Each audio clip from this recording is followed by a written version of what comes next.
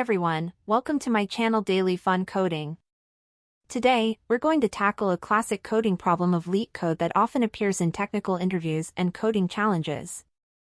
The problem is called twosum. Let's dive right in. Problem statement. We're given an array of integers called nums and an integer called target. Our task is to find the indices of the two numbers in the array that add up to the target. We can assume that there's exactly one solution, and we can't use the same element twice. Let's go through a few examples to understand the problem better.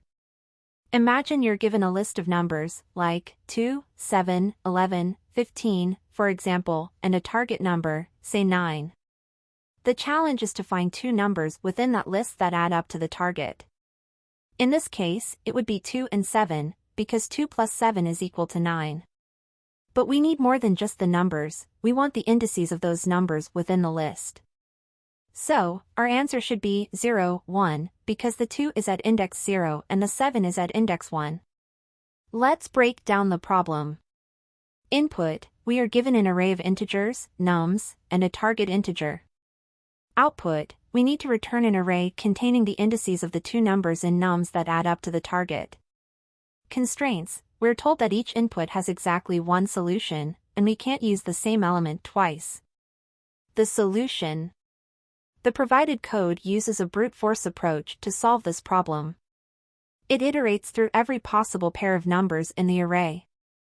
This method works, but it's not the most efficient. Let's break it down. Outer loop, this loop goes through each number in the nums array, starting from index 0. Inner loop, j for each number in the outer loop, the inner loop goes through the remaining numbers in the array, but it skips the current number, I. This prevents checking the same pair twice. Sum check, inside the inner loop, we check if the sum of the two numbers at index I and j equals the target. Return indices, if the sum matches the target, we return a vector containing the indices I and j. Empty vector, if no pair is found that adds up to the target, we return an empty vector. Time complexity. The code uses nested loops, so its time complexity is big O, n square. This means that as the array size, n, grows, the time it takes to find the solution increases exponentially.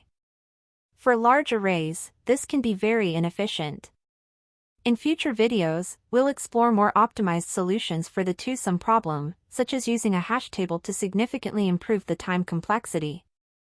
Remember, understanding the basics of algorithms and data structures is key to becoming a proficient coder.